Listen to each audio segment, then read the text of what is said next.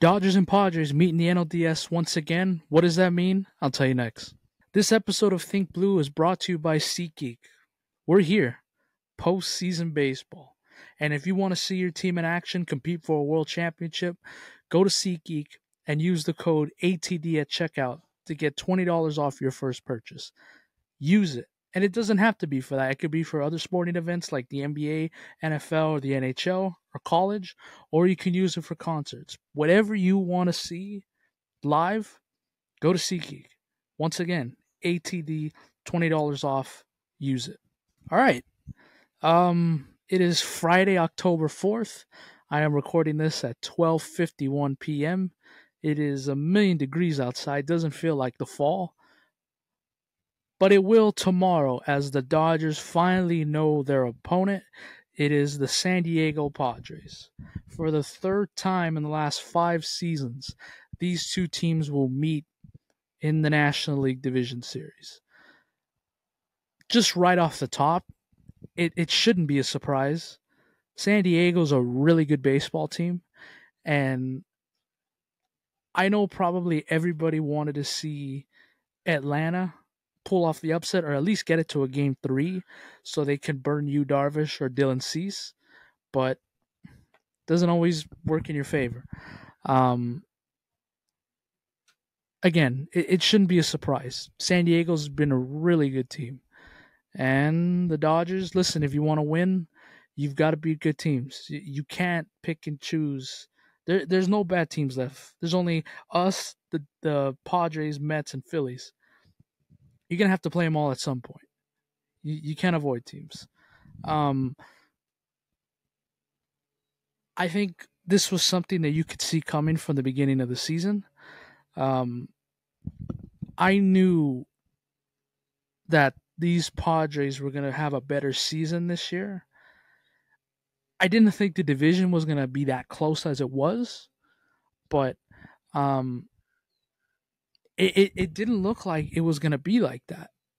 At the All-Star break, this Padre team was 50-49. They were not even anywhere close to a playoff spot. And since then, they've been the best team in baseball, record-wise. That's a scary team. That is a scary team. They have guys up and down the lineup that can match up with this Dodger lineup as well.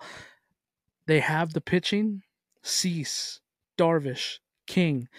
Unfortunately, they lost Musgrove. He's probably not going to be a part in this series.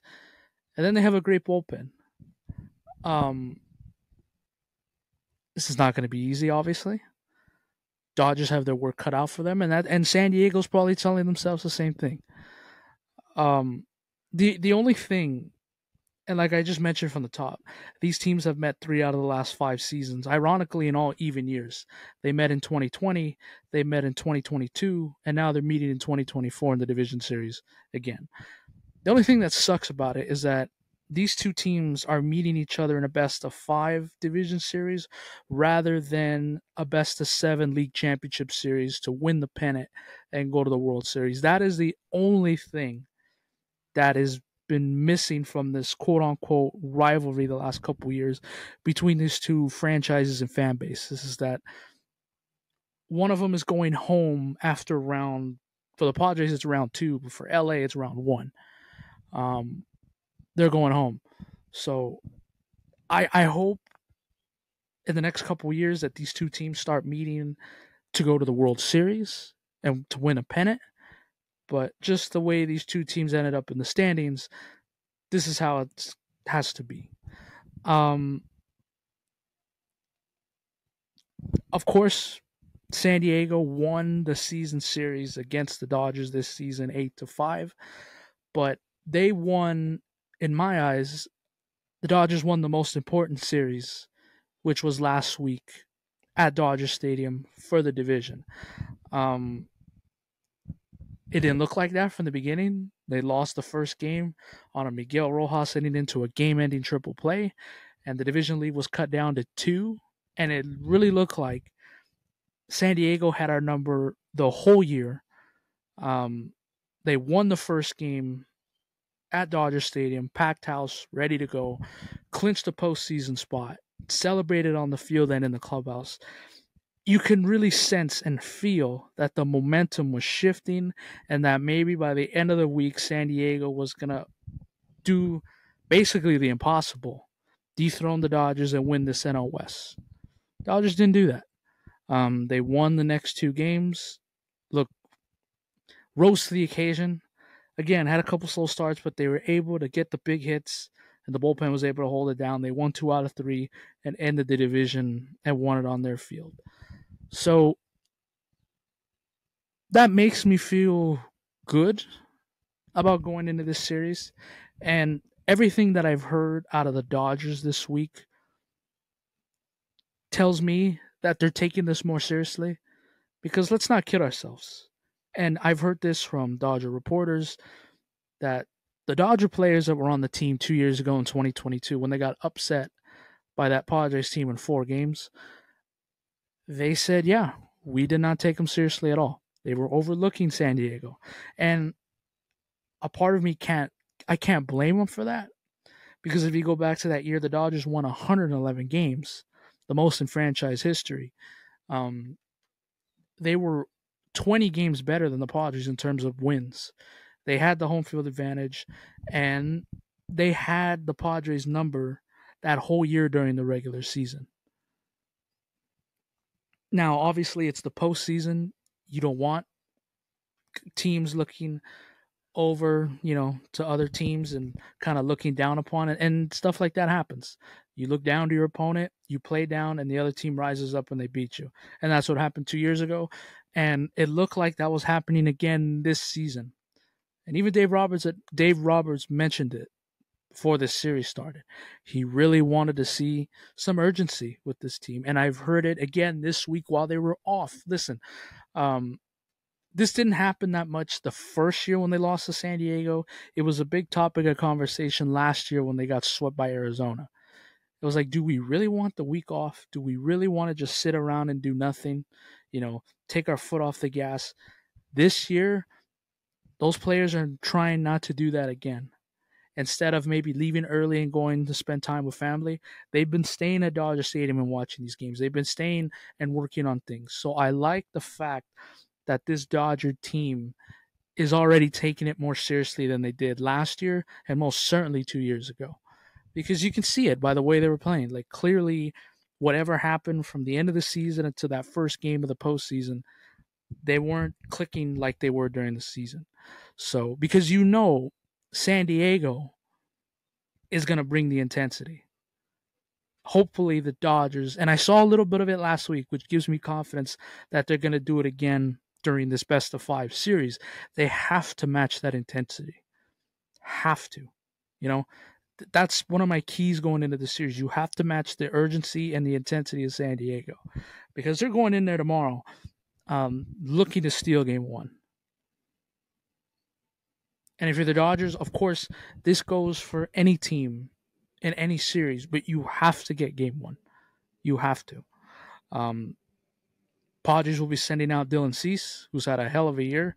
The Dodgers are sending out Yoshinobu Yamamoto. From the beginning of this week, which I'm glad I waited to do the preview, at the beginning of the week, they said it was going to be Jack Flaherty game 1 and Yamamoto game 2. They haven't said who's going to pitch game 3 for LA, but it's probably going to be Walker Buehler. Probably. We'll see, of course, how the first 2 games go. Things can change. But in all likelihood, if I had to put money on it, Walker Buehler's starting game 3 no matter what. And then yesterday, they announced that they're switching it. Yamamoto's going game 1. Jack Flaherty's going game 2. And just from the things that you can do with them, it made sense to switch it. Now, the one concerning thing I have about it, is something wrong with Jack Flaherty? Is there something that we are not knowing?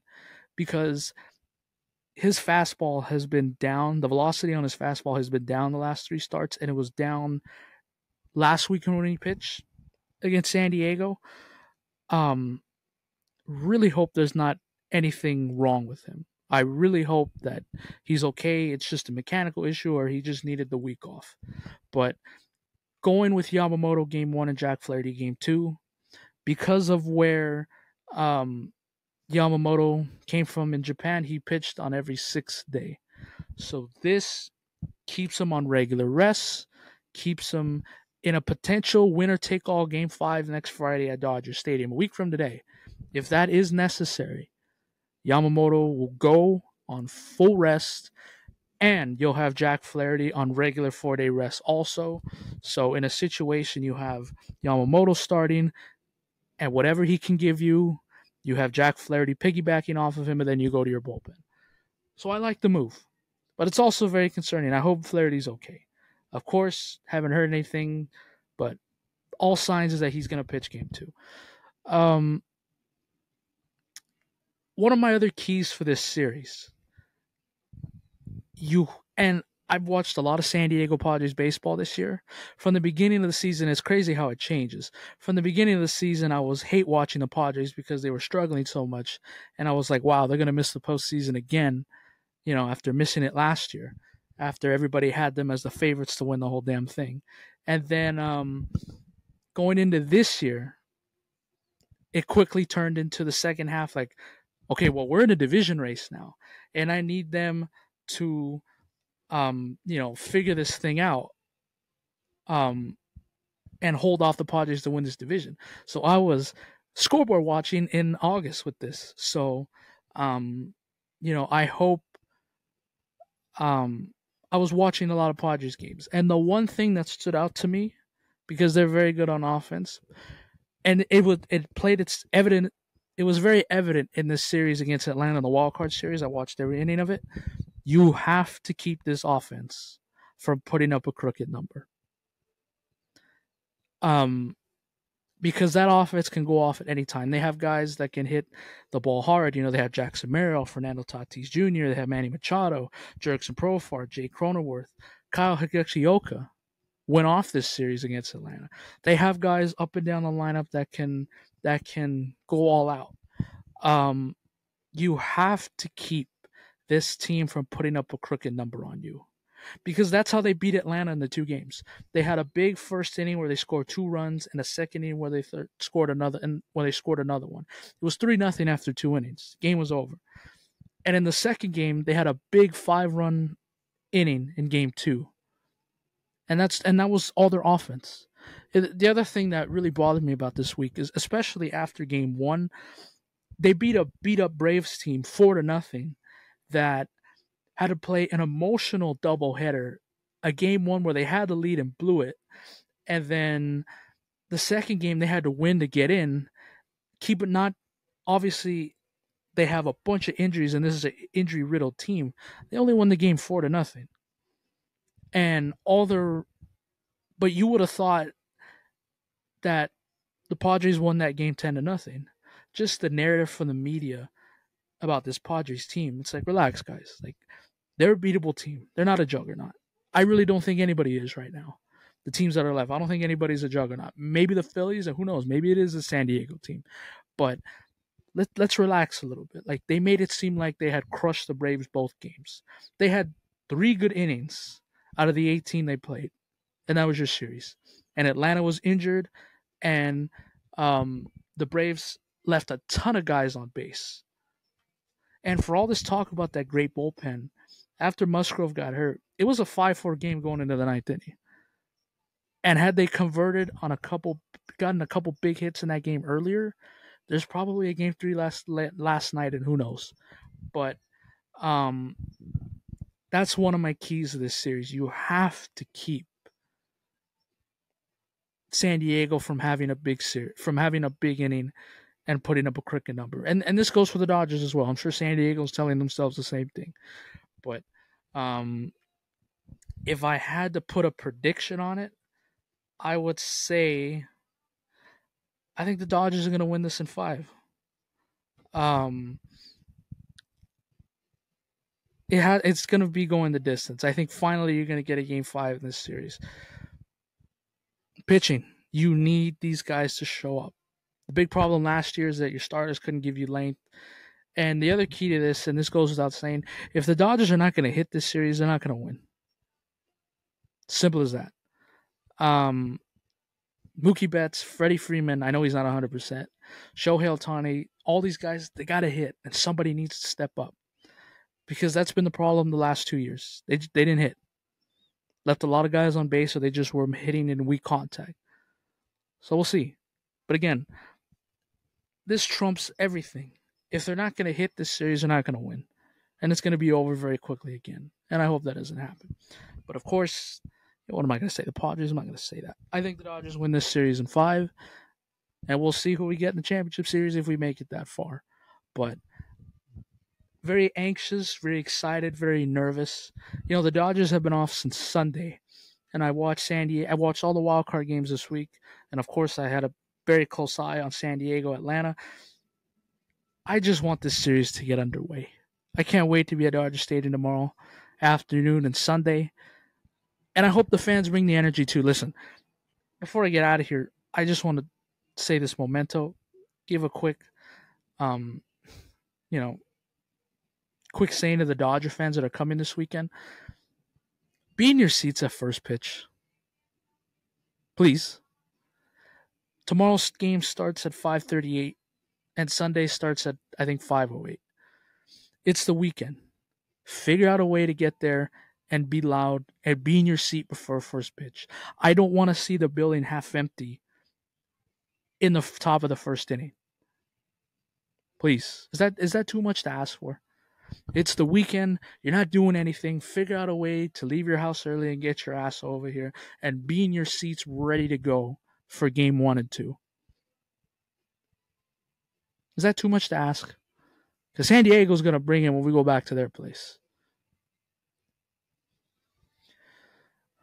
That's going to do it for me. Like I said, I'm going to be doing a reaction after every game. So, after tomorrow night's game, I'm going to come home, put everything down, come back out here, and see my reaction to hopefully a game 1 win against San Diego. I'll see you tomorrow. Adios. Enjoy the postseason.